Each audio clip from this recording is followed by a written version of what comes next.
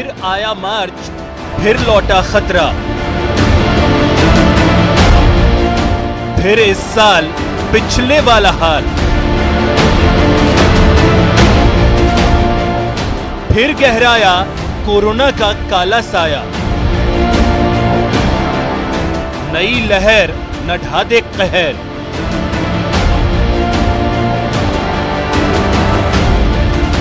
लापरवाही के आगे वायरस है।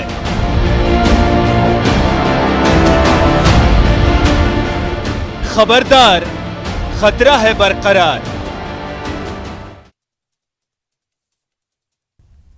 जब जीत सामने नजर आ रही हो तब सच्चा सिपाही वही है जो पूरी एकाग्रता से बची हुई जंग पर ध्यान दे और जीत हासिल करे।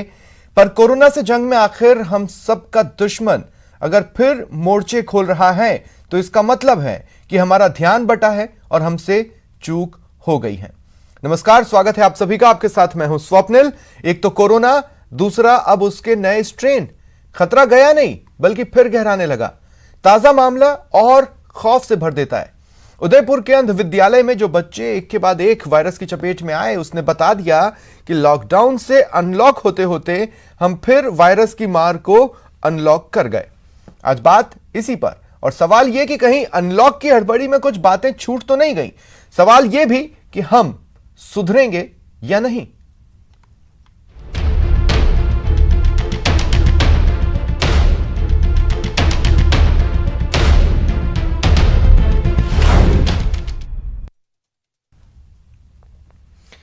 और मेरे साथ जो गेस्ट जुड़ रहे हैं मैं आपको इंट्रोड्यूस करवा देता हूं। डॉक्टर नरोत्तम शर्मा जी CMHO हैं, जयपुर से मेरे साथ जुड़ रहे हैं। राजेंद्र आर्य जी कांग्रेस नेता हैं, मेरे साथ जुड़ रहे हैं। और भरत जोशी जी प्रिंसिपल हैं, आनंदीलाल पोद्दार बधिर स्कूल जयपुर से मेरे साथ जुड़ रहे हैं। आप तीनों का स्वागत है न्यूज़ 18 राजस्थान पर। भरत जोशी जी, कल का दिन एक ऐसा था, वो जो खबर आई उसने अंदर तक दहला दिया। क्या बातें आपको लगती हैं जो छूट गईं, जिस वजह से ये दिन देखना पड़ा?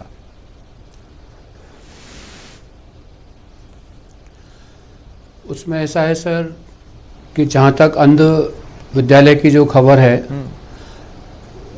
मैं ये समझता हूँ कि मेरा विद्यालय बधिर है। टच करने के लिए जो अब स्पर्श करने की बात है, वो बधिर विद्यालय और अंध विद्यालय में बिल्कुल डिफरेंस है।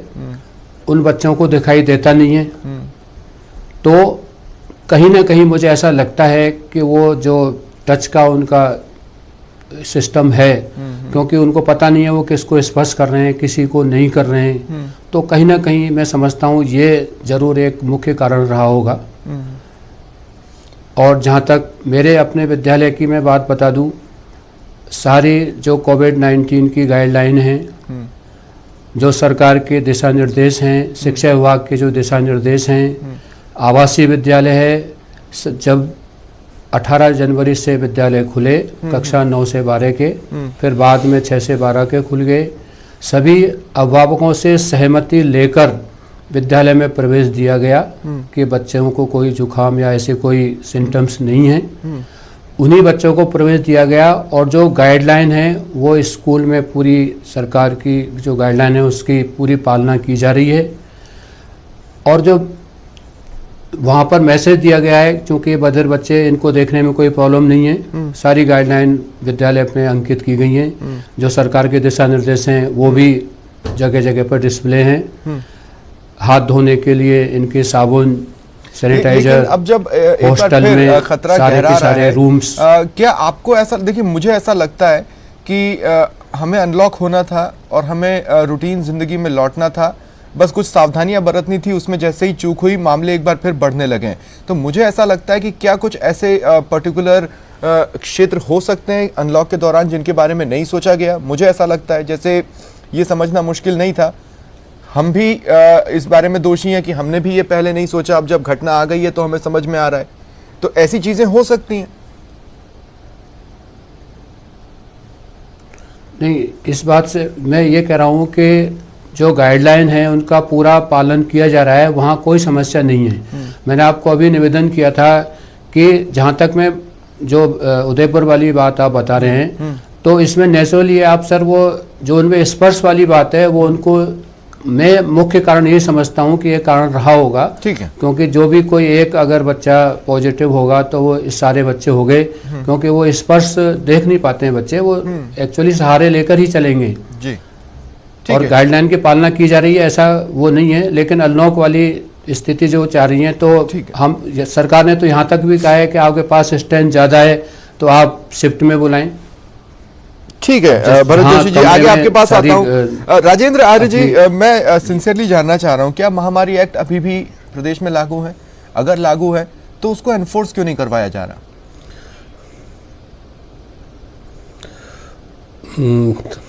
स्वप्निल जी, जहाँ तक कोरोना काल है, करीबन ये मार्च महीना चल रहा है और करीब एक साल 18-19 तारीख को एक साल पूरा हो जाएगा। और जिस तरीके से पूरे प्रदेश ने, पूरे देश ने, पूरे विश्व ने इस महामारी का डटकर मुकाबला किया है लोगों की जागरूकता के साथ या जैसे भी है। हम जहाँ तक राजस्थान की बात करें तो राजस्थान ने एक बहुत ही मतलब अच्छा काम किया, और उसके साथ में जैसे ही वैक्सीनेशन की बात चली तो उसके लिए भी हमारी पूरी तैयारी रही। और हमने वैक्सीनेशन में कल का अगर मैं आपको आंकड़ा दूं तो 2,81,356 वैक्सीनेशन हुए, जो कि पूरे देश में एक रिकॉर्ड है। हाँ, और देश का करीबन 25% वैक्सीनेशन हमारे यहाँ हो मार्च रहा के है। महीने में आज की तारीख तक जिस तरह एक एक कर मामले बढ़ रहे थे, एक बार फिर उसी स्थिति में हम पहुंच गए। ऐसा लगता है कि वक्त ने एक पूरा पहिया घूमकर उसी जगह पर हमें पहुंचा दिया। अब तो नया स्ट्रेन आ गया, चलिए कोरोना से लड़ने का तरीका सीखा। तो मैं सिर्फ आपसे ये पूछना चाह रहा हूं कि अगर महामारी एक्ट अभी भी लागू है तो उसको एनफोर्स क्यों नहीं करवाया जा रहा? डेफिनेटली जैसा कि कल देर रात भी सीएम आवास में मीटिंग हुई थी और उसके अंदर कहा गया कि भाई जो 5वीं तक के स्कूल हैं वो हम अगले 31 मार्च तक नहीं खोलेंगे, और दूसरा आंगनबाड़ी केंद्रों को भी 31 मार्च तक बंद रखा जाएगा। उसके साथ में मतलब सीएम साहब, जब कल आपने देखा होगा कि सीएम साहब की अगुवाई में और पूर्व मुख्यमंत्री वसुंधरा जी, इन दोनों की अगुवाई में पूर्व मतलब चिकित्सा मंत्री, हमारे वर्तमान चिकित्सा मंत्री और सांसद लोगों ने जो टीके लगवाए और उन्होंने जो संदेश दिया, उन्होंने कहा कि घबराने की जरूरत नहीं है। टीके 99.99% मैं उसी पे आ रहा हूं सर, मैं उसी पे आ रहा हूं, आए नहीं, मैं उसी पे ही आ रहा हूं। जवाब देते थे तो ज्यादा बेहतर होता ना राजेंद्र जी, बताइए। मैं उसी पे आ रहा हूं। महामारी एक्ट है कि नहीं?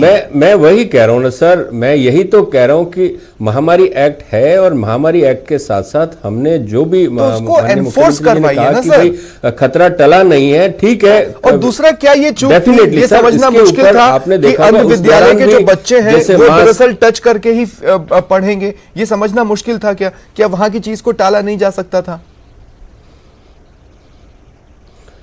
सर, जो ये मतलब अपने विशेष योग्यजन बच्चे होते हैं जिनके ऊपर जो भी बात है, तो उसके लिए उनकी जो भी प्रोटोकॉल्स हैं, जो भी व्यवस्थाएं हैं, उसके ऊपर प्रशासनिक स्तर पर या चिकित्सा विभाग के स्तर पर जो भी गाइडलाइन इशू गई है, वो गाइडलाइंस वो वहाँ के जो स्थानीय विद्यालय हैं या वहाँ का प्रशासन है वो उसकी पूरी पालना कराता है। अब देखने वाली बात है कि ये जो दुर्भाग्यपूर्ण जो चीज हुई है ना, उसके ऊपर सरकार पूरी जांच करके देखेगी कि भाई हाँ, और इसके जैसे मामलों पर मैं दरअसल आज हम वापस घूमकर उसी जगह पर क्यों आए हैं, तो मैं बताना चाहता हूं राजेंद्र आर्य जी, मेरे पास 3 तस्वीरें हैं और उन 3 तस्वीरों के आधार पर मैं डॉक्टर नरोत्तम शर्मा आपके पास आऊंगा।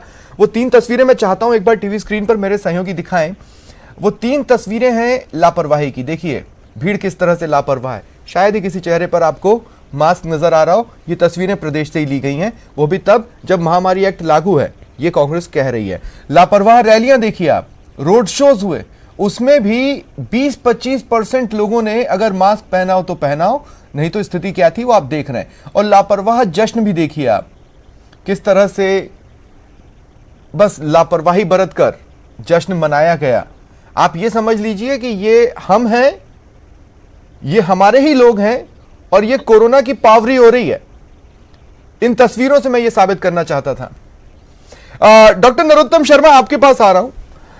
डॉक्टर नरोत्तम, जो तस्वीरें मैंने अभी दिखाई, हो सकता है आप ना देख पाए हो वहां पर, लेकिन मिस्टेक्स हो रही हैं और अब डर इस बात का है कि ये वही मार्च है जो पिछले साल आया था और इसी तरह एक एक करके मामले आ रहे थे। लोगों को समझाया, लोग धीरे धीरे रिलैक्स कर गए और आज हम ऐसा लगता है जैसे बैक टू पवेलियन हो, अब सेकेंड इनिंग खेलेंगे।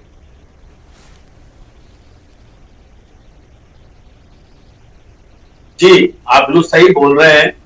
पिछले कुछ दिनों के अंदर ये जो हमारी स्टडी देखें, हम जयपुर का देखें, 15 दिन का देखें, तो जहाँ हमारे पास 11 केस पर डे पर आ गए थे, वही बढ़कर 40 तक केस पहुंच गए। तो बहुत बड़ा कारण जब एनालाइज किया हमने, तो ये देखने में आया कि एक व्यक्ति जो आ रहे हैं, या समारोह में या शामिल हुए, वहाँ एक लोग पॉजिटिव आ रहे हैं, तक के 8 लोग एक शादी समारोह तौर से हम लापरवाही कर रहे हैं। हम लोग हमारा जो कोविड गाइडलाइन से करना बंद की है, बिना मास्क के हम इसका हिस्सा बन रहे हैं, सैनिटाइजर का प्रयोग बंद कर दिया है, कोविड गाइडलाइन पालना लगभग लोगों ने समाप्त कर दी है। क्योंकि ये एक मोरल क्वेश्चन होता है कि सरकार के एक्ट तो लागू है, जब तक लोग स्वयं अपने आगे बढ़कर अपना योगदान नहीं देंगे, तब तक हम किसी भी महामारी को, अपनी मैनेजमेंट को लागू नहीं कर पाएंगे। अच्छा, आप वैक्सीनेशन ड्राइव को भी चूंकि मॉनिटर कर रहे हैं डॉक्टर नरोत्तम, आप वैक्सीनेशन ड्राइव को भी चूंकि मॉनिटर कर रहे हैं, इसलिए मेरा आपसे सवाल है कि देखिए, अल्टीमेट टारगेट हमारा है नेशन का वैक्सीनेशन। क्या स्पीड प्रॉपर है? स्पीड प्रॉपर है मतलब क्या अब तक क्या सबसे पहले उसी को प्राथमिकता बनाकर किसी तरह जल्द से जल्द सब नहीं निपटाया जा सकता? जब सरकार हमें ये एश्योरेंस दे रही है कि बराबर मात्रा में वैक्सीन अवेलेबल है और हम दूसरे देशों को भी वैक्सीन दे रहे हैं, तो क्या ऐसा नहीं हो सकता कि चीज़ों को थोड़ा जल्दी किया जाए? क्या हम अपने टारगेट से पीछे हैं?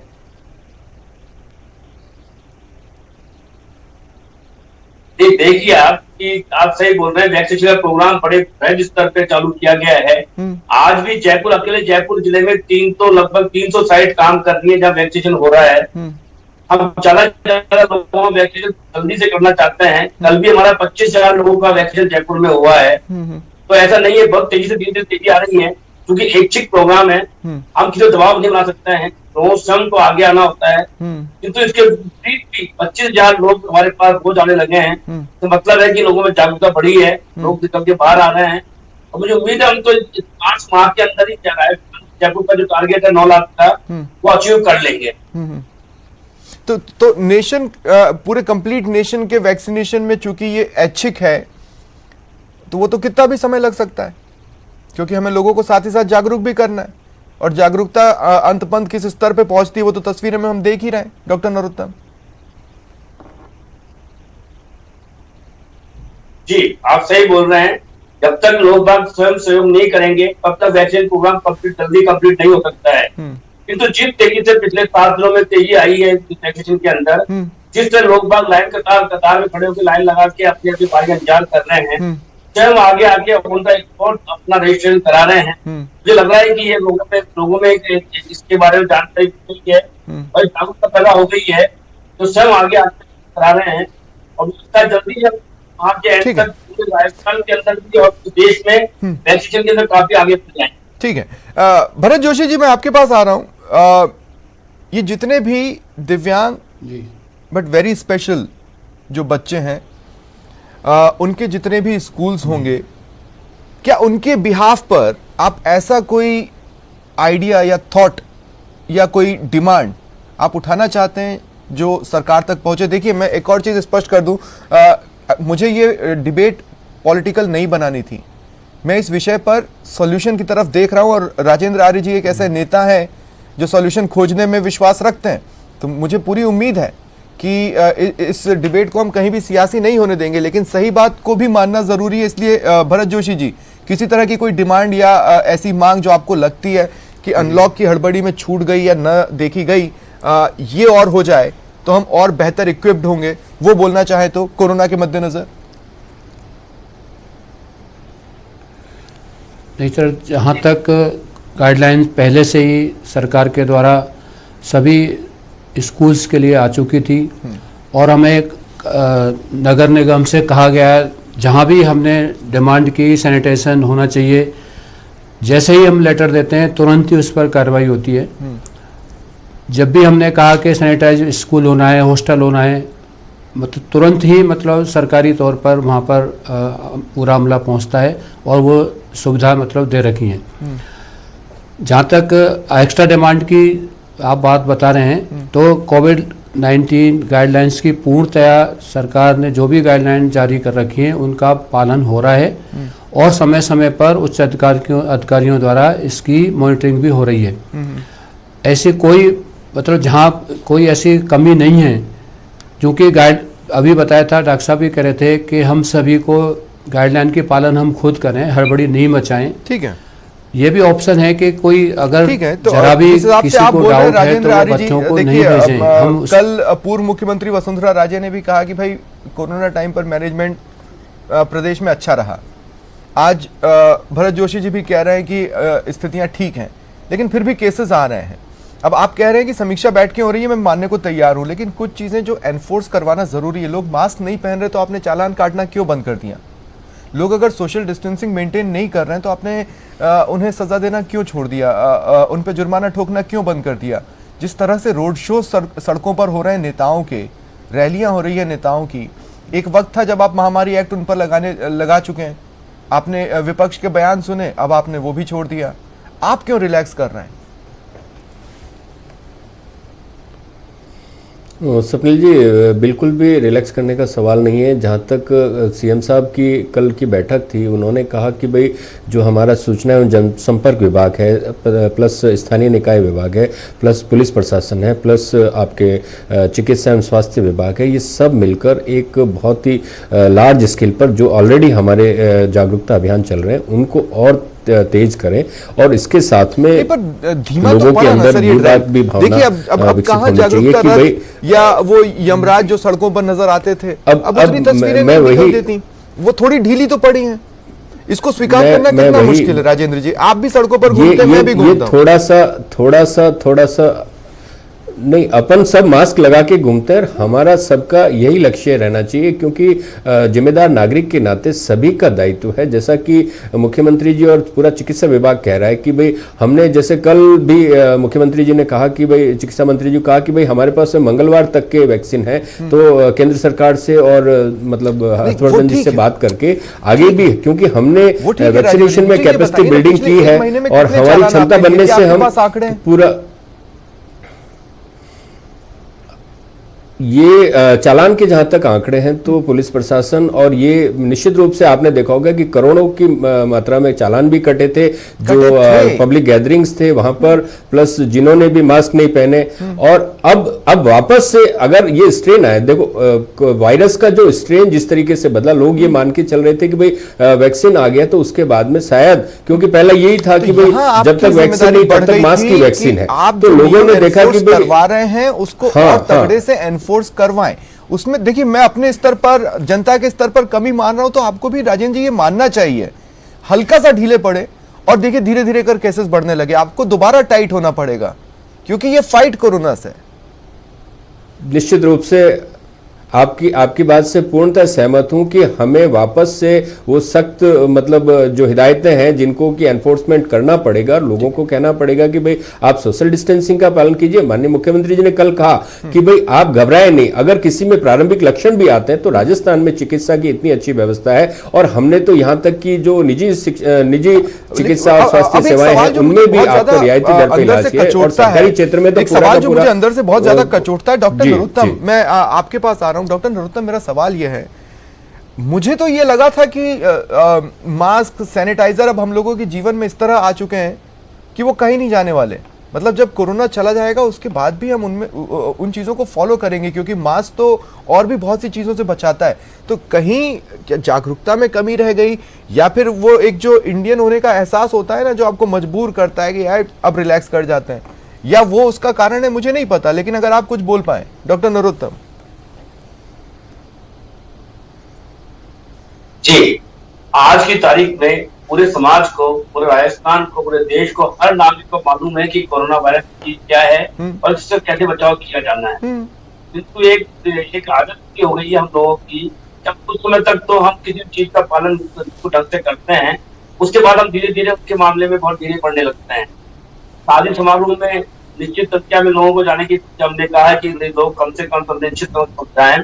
आज वापिस शादी समारोह में लोग बाग बढ़ के अब जाने लगे हैं, बड़ी मात्रा में गैदरिंग करने लगे हैं, जबकि मुझे मानता है कि अभी केस खत्म नहीं हुए हैं, लगातार रेगुलर आ रहे हैं। एग्जैक्टली। इसको हमने गाइडलाइन करी है कि स्कूल में बच्चों को बुलाएं तो एक अपने आपस में एक गैप रखकर बच्चों को बैठाएं, उनसे जानकारी लें, ILI पेशेंट को तुरंत हम सीएमएचओ को सूचित करें जिससे उनकी सैंपलिंग कराई जा सके और उस फैलाव रोका जा सके। क्योंकि निश्चित मानिए हम लोगों की आदत है कि हम कुछ समय तो हम किसी चीज का पालन करते हैं। ठीक है, देखिए अंत में मैं सिर्फ दो धड़ों से अपील करना चाहता हूं। मैंने पहले ही कहा कि अगर ये सियासी बहस होती और मैं दूसरा धड़ा बुलाता तो काय ज्यादा होती, सोल्यूशन नहीं निकलता। सिर्फ दो धड़े जिनसे मैं अपील करना चाहता हूं, जनता से अपील करना चाहता हूं कि भैया आपको पता है क्या करना है, आप उसको फॉलो कीजिए, क्योंकि ये महामारी अगर दोबारा लौटती है तो उसका असर और ज्यादा भयावह होगा।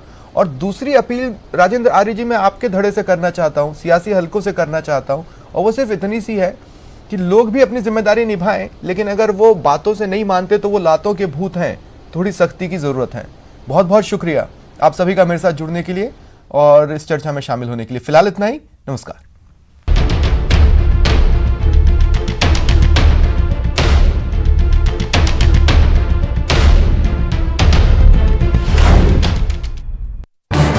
इस न्यूज हेडलाइंस के प्रायोजक पेट सफा